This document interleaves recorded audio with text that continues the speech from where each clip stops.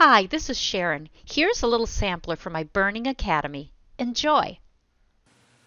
In this video, I'm going to share how I'm going to burn some of these different types of fur.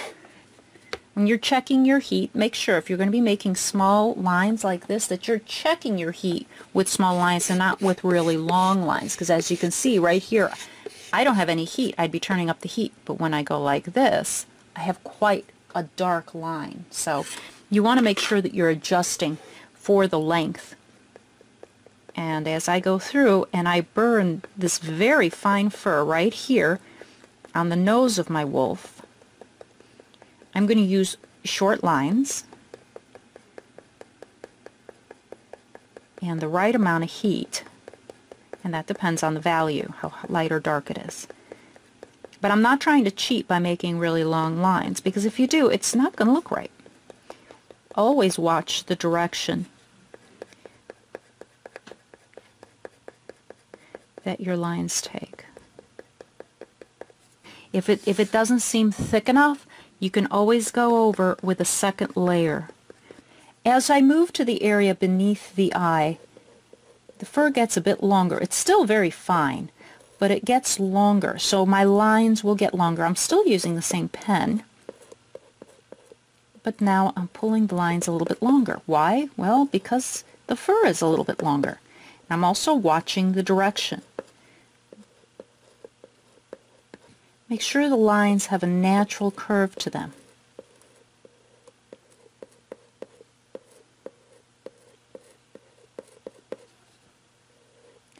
When fur changes from fine to coarse, it's usually a gradual change. There's generally not a hard line.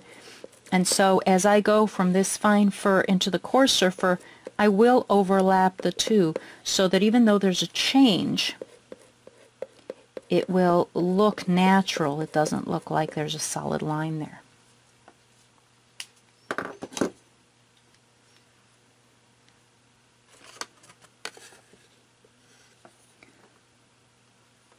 I've now changed to a different pen, so I'm going to check my heat. And as I check my heat, again, I'm checking it based on the length of the stroke. So in here, I have a darker value, and my strokes are going to be longer.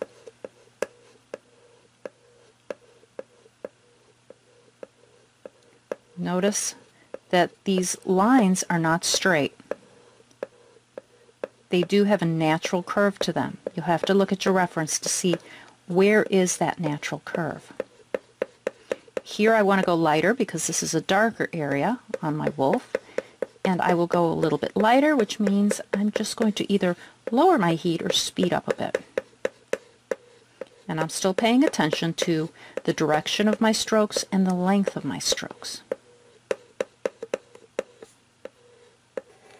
As I come to the bottom here, it's very frizzy, so there's very little definition. And so in here, I'm holding my pen sideways, and I'm kind of dragging it. And, you know, moving it, trembling a little bit to give it that frizzier look, but I have to be very careful so that it still looks natural. So take my time and work up this area for very little definition, but I want to add texture because that's key to these areas. I'm staying away from hard lines, but I still want it to look like fur, so I don't want to be shading it. But I want there to be a definite difference between this fur that comes here and that is a little straighter and the fur that's underneath that's very, very frizzy. Because this is part of the jaw area and this is in the throat area. So they're two different layers.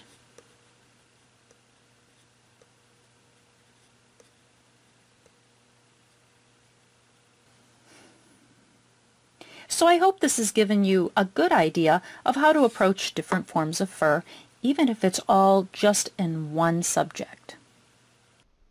I hope you've enjoyed this little lesson. For more information on pyrography and learning to burn, be sure to sign up for my free burning video series at www.freeburningvideos.com.